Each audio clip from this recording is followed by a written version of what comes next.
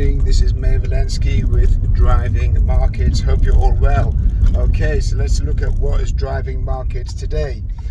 We've got President's Day today, so the markets are closed in the States. You've got a 3-day holiday in effect from Saturday, Sunday, and Monday. You've got two significant figures out this week, which is the PMI, which is Producer Managers Index, and that fell in January significantly. So the economists and the analysts are expecting a better figure now for this month, based on the fact that confidence might have come back into the manufacturing section and the releasing of the restrictions on the pandemic and COVID-19 lockdowns.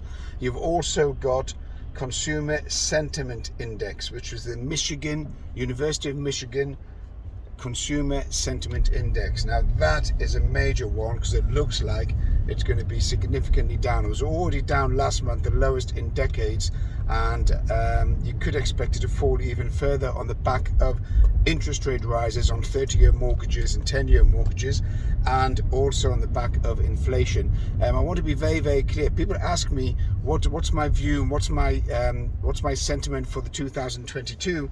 I want to be very, very clear. I see the markets falling significantly in 2022, excluding the Russian-Ukraine crisis. Let's take that out of the equation. That's definitely impacted on markets in the last few days or the last couple of weeks. I'm talking about economic numbers. I want to be very clear here. Economic numbers. We're talking about inflation and interest rates will have an impact on the economy. I don't know if interest rates are going to significantly impact inflation, because the central banks are well behind the curve, far too slow in raising interest rates. And I think interest rates need to rise a lot faster and a lot higher in order to curb inflation. It's not a negative thing.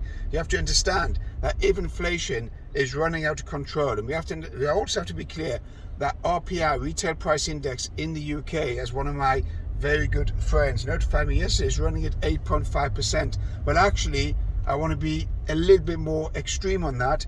RPI is running at probably about 15%, but only a basket of goods is used in order to give you an indication of where inflation is at. Real inflation, underlying core inflation, is running, in my opinion, at 15 to 17% or even higher.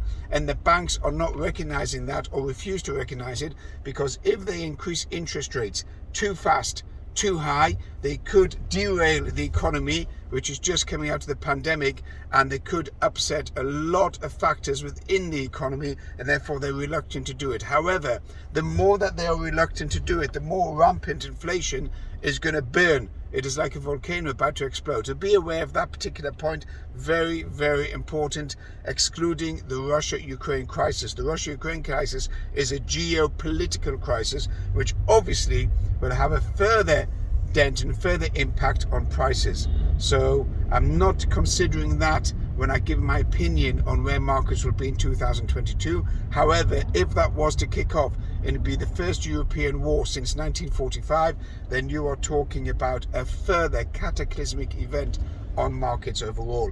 The next point I want to raise, which you might all find insignificant, but the Americans in their stupidity and the Europeans in their complete liberal, progressive, passive approach are now going to enter a nuclear agreement with Iran to give Iran the authority to enrich uranium to bomb level, to nuclear level. So in other words, they're going to give the number one sponsor in the world of terrorism, Iran, with Syria, but Iran, they're going to give them the nuclear green light to develop a nuclear bomb, not only to intimidate all its neighbors, but also to deliver to its terrorist proxy groups like Hezbollah and Hamas and Islamic Jihad and the Houthis and the Yemens and whatever else other terrorist groups that they want to sponsor. They're going to give them the fissile material to have a nuclear bomb to threaten international Western developed countries. Sleepy Joe, terrorist supporting Biden, you need to step down with Antony Blinken and Kamala Harris and all your other proxy terrorist supporting Democrat idiots and give us a break. Okay? Are you completely out of your head? Who in the wildest dreams would give Iran a nuclear bomb? Anyhow, that's my political input for today. I want to make also another point that anything to do with trading, always be very careful. On leverage trading, which is in effect borrowing money, so instead of putting down 100% of your money, you're only putting down 10%, 20%, 30%, you could end up being burned. Be very careful, be aware. If you need any guidance on that, please contact me on LinkedIn, WhatsApp. You can comment on the YouTube. You can also look at my Instagram. I'm doing Instagram for 1.5 minutes for those people who find it too boring. But my message today is Sleepy Joe Biden, resign with Antony Blinken and Kamala Harris. All of you go home. You've got no idea how to run a country, how to run the world if you're dealing with a state sponsor of terrorism, Iran, and reducing the sanctions and giving them billions. It's annoying, it's frustrating, it's infuriating, and seriously, the world needs to do something about it. Mayor Volensky, driving markets. Have a good day.